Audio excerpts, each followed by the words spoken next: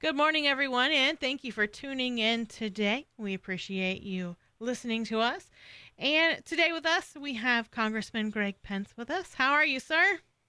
Good morning, Jody. Good. How are you? Wonderful. No complaints today.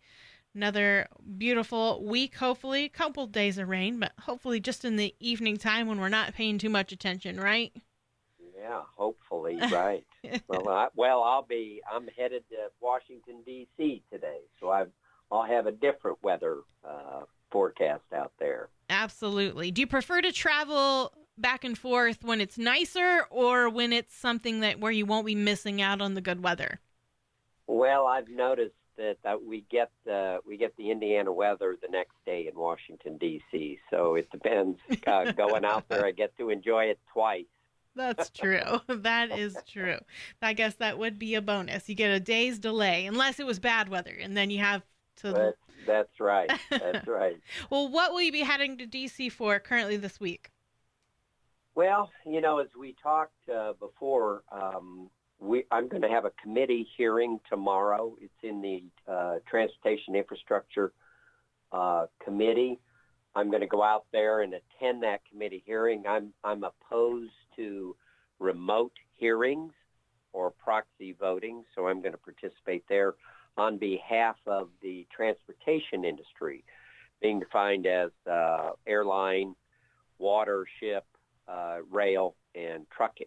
There's whether it's the pandemic or the economic, really I'll call it a crisis that we're dealing with, those industries have been severely impacted, and I'm on that subcommittee that deals with transportation. So I'm going to go out there and champion for the truckers and the rail industry, which is, particularly we have small, short rail in our district, and of course, lots and lots of truckers being the crossroads of America. What are you hearing locally from your district, from transportation companies? Well, it's slowed down. I've actually had a lot of conversations with truckers, independent truckers, as well as larger trucking companies as we closed up manufacturing, shut down, and actually operated out of their inventories.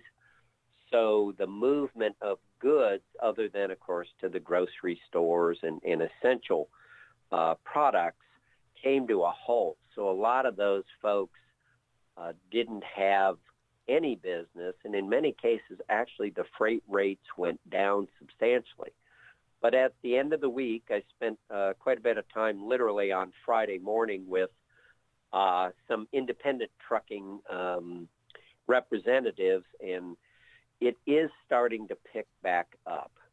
The rates will pick back up, and I know manufacturing in the state is picking back up, so hopefully they'll be back in business to the extent that they were before the pandemic shutdown occurred. Sure. I know it seems here in Southeastern Indiana, I think the automotive industry is still a little slow to get started, but overall, how are we looking with jobs and unemployment right now? Yeah, the irony is that folks are trying to ramp back up, and these are manufacturers that I've talked to. They're trying to ramp back up, but some of the people aren't coming back to work. And so they're concerned. What's happened is not only do they need to get production back to where it was, but they actually need it to be greater because they depleted their inventory. So to answer your question, Jody, I think my glass is definitely half full here for jobs in our part of the state in manufacturing. And I believe retail has definitely picked up. Where I drive around, it's everybody's out and about. It's just absolutely amazing to me. And people are being safe for the most part, at least where I've been. So I'm happy about that. Absolutely. Are you staying safe yourself? I am. That is important. We got to keep everyone healthy. So, what does the May job report look like? You mean the one that came out on Friday? Yeah. Well, I am one that believes that there's probably a lot of mischaracterization and information in that. One of the things we did, and we enhanced it when last time I went out there, I voted to pass an adjustment or an amendment to the PPP or Paycheck Protection Program, which gave businesses, primarily small businesses, the flexibility to extend the payroll when calling people back and to utilize the funds maybe a little differently to pay their mortgage, their rent, or their utilities. And I think that a lot of the increase that we saw on a national basis was, one, states opening back up, but also going on the PPP. So I don't know, it's maybe not necessarily new jobs, but some of the programs that we put in place help people maintain workers that they had furloughed. And I think we actually have to do more for the small businesses. You know, we actually have three crises, Jody. We have the pandemic, Yes. which has not gone away. We have the economic crisis, Yes. which I think is a very serious contributing factor to some of the social unrest and the things that we're seeing across the country after the murder, really, of George Floyd, which I have already condemned in the strongest terms. And so, you know, for that, God bless law enforcement for standing there and doing their job, both in the pandemic and during this period. And I pray that we have healing and peace. But we have to remember that all three of these things are critical. And my job is to represent everybody in the 6th District. And the economic crisis and the pandemic have not gone away. So I'm going out to D.C. also today. The Democrats will be dropping a police reform bill. I hope it's something that we can have a serious conversation about. I think everyone wants to talk about that, wants to do something about that. I prefer that Republicans go out there and Democrats we all go out there and have an adult, mature, serious conversation about reforming abuse by the police departments, particularly on a local basis. You know, it's not all the same in every city. You know, when I hear them say the majority of the police are good people, I would say the vast majority of people are good, hardworking, honest, caring people.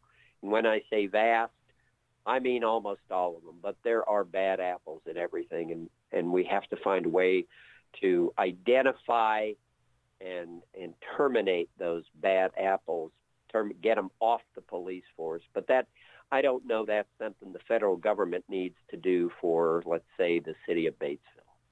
What would you like to see on a police reform bill?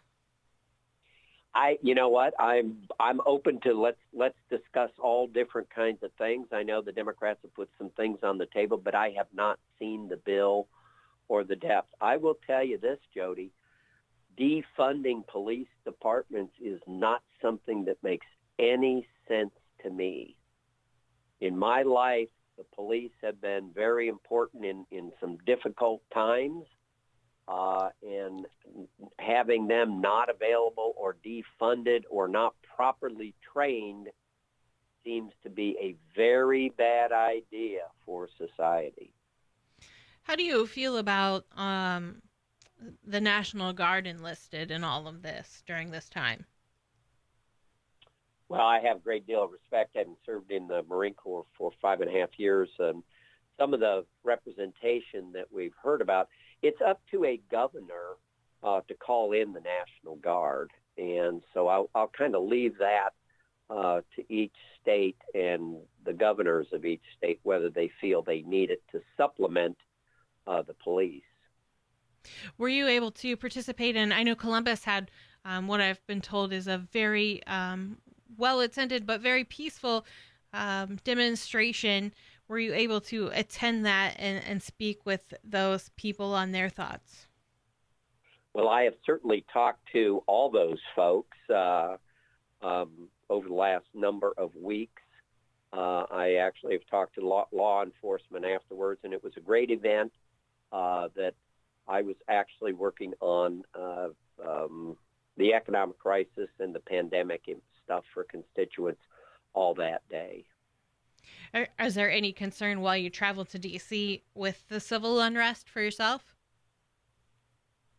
I've never really run into any of that. I did go through Indianapolis yesterday afternoon, and that's very sad. I'm sad to see what rioters and looters have done to their own community. But I have no concern for myself. But it's my job to go out to Washington D.C. It's law enforcement. God bless them that have stood out there and protected people and helped the protesters exercise their First Amendment.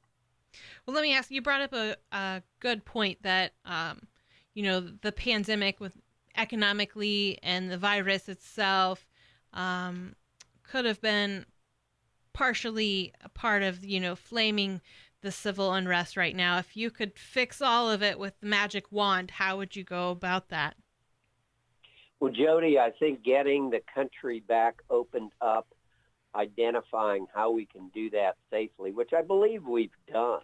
We now know, we have to protect the most vulnerable, the nursing homes, things like that. We have to maintain 6 feet social distancing, wear masks where appropriate, wash our hands. We have got to get the economy open back up. I do believe with 40 million people unemployed, 40 million, that we have to help people get back to work and take care of that. And I want to go back and make sure that the businesses that they worked for are able to have jobs for them and open back up. I think Main Street needs to be supported, and so that's my magic wand. Well, I did not say before this, so I'll close with this. Congratulations on moving on from the primary on last Tuesday. So moving to your thanks, Jody. second running for at Congress for November's elections. Thank you so much for talking with us again today. All right. Thanks, Jody. Have a great day.